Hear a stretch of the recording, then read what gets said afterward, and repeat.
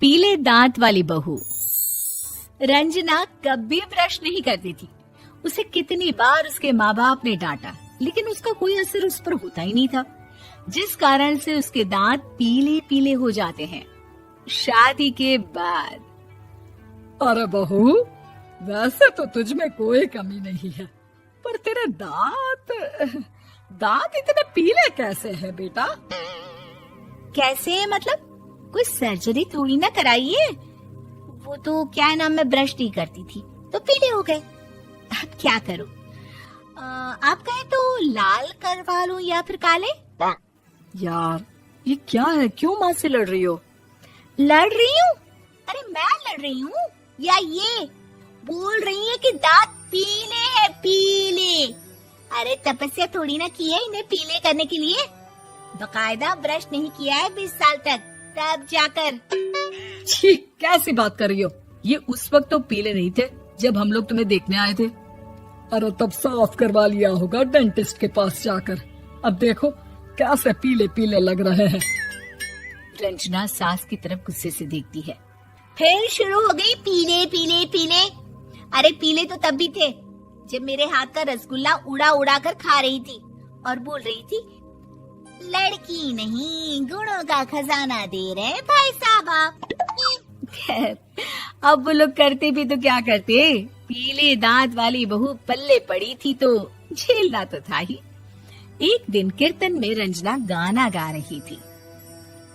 अरे कमला बहन, माँ का द्वार है, यहाँ तो सब शुद्ध होकर आते हैं, फिर अपनी बहू को ब्रश भी नहीं करवाती तुम। दूर से पीले पीले दांत भक्ति में बाधा उत्पन्न कर रहे हैं। अरे कोई 2 साल की बच्ची थोड़ी ना लेकर आई हूँ मैं बहू बनाकर। अच्छी खासी लड़की है, अरे कैसे करवाऊं ब्रश? ये तो उसे खुद करना चाहिए ना। अब माँ बाप तो इसके जैसे तैसे निपटा दिए, ये नहीं सोचा कि सास कैसे संभालेगी। सास बहू को लेकर घर आ जाती है, लेकिन सोच लेती है कि अब इसे लेकर कहीं नहीं जाएगी।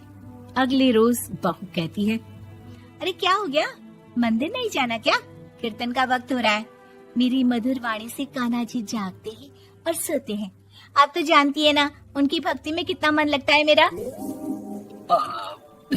वो क्या है ना, तबीयत ठीक नहीं लग रही है मेरी, आराम करूंगी मैं। तबीयत ठीक नहीं लग रही?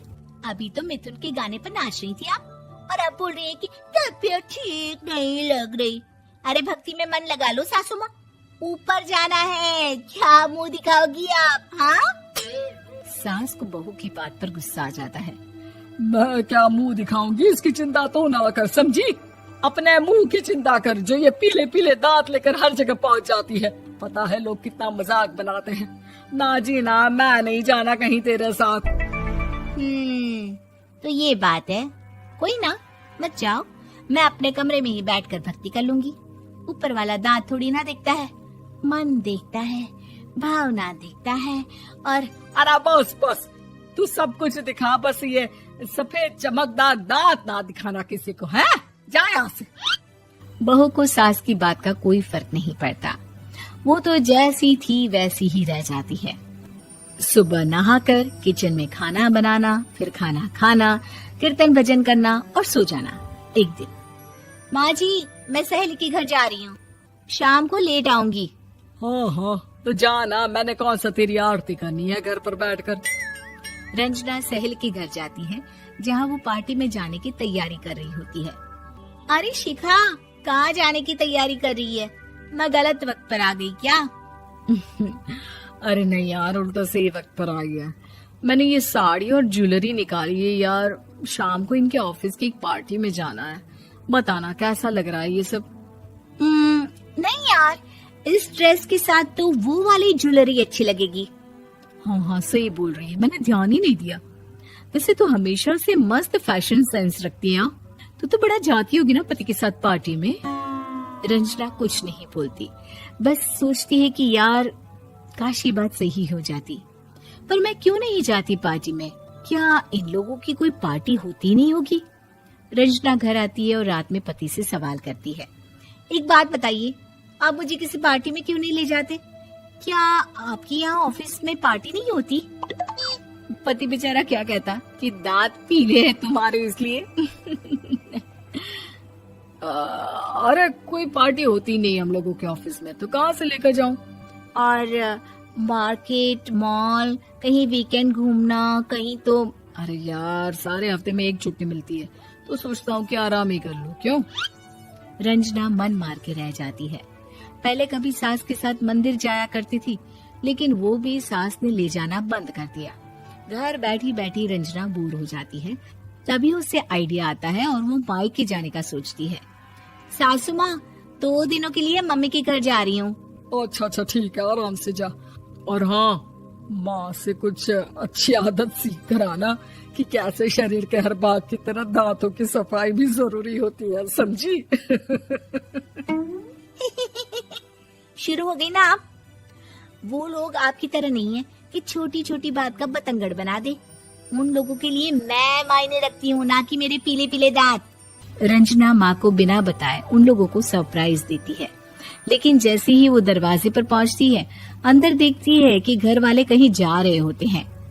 अब माँ, काश रंजना दीदी के दांतों वाली प्रॉब्लम नहीं होती, तो वो भी हम लोगों के साथ चलती ना बुआ जी की बेटी की शादी में। हाँ बेटा, लेकिन अब उसे कौन समझाए कि उसको उसके पीले दांत नहीं दिखते, लेकिन उसके आसपास के लोगों को कितना एम्बैरेसिंग फील कराते हैं। मुझे तो कितनी बार उसके स्कूल की टीचर ने शिकायत की कि उसके साथ कोई लड़की बैठना भी नहीं चाहती, और ना ही कॉलेज में कोई उससे बात करना चाहता था। लेकिन पता नहीं क्यों उसे ये बात समझ में ही नहीं आती। कोई कमी नहीं है उस लड़की में, बस यही कि दांत पीले हैं। वो तो भला हो जीजा जी और उनकी माँ का, जो दीदी को जैसी है वैसे ही रखा हुआ है।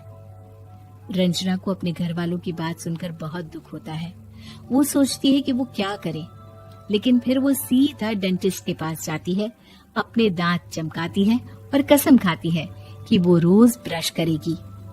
अरे क्या हो गया? तुम तो 2 दिनों के लिए गई थी ना, पर कोई ना, अच्छा है, चलो आ गई तो। रंजना सास के सामने आकर खड़ी हो जाती है और पूरी स्माइल करती है, उसके चमकदार दांतों को दिखाती हुई। हैं? चले मंदिर। माँ, मुझे माफ कर दीजिए, मैंने आप लोगों को बहुत एम्बैरेसिंग फील करवाया। मैं आज से रोज ब्रश करूँ।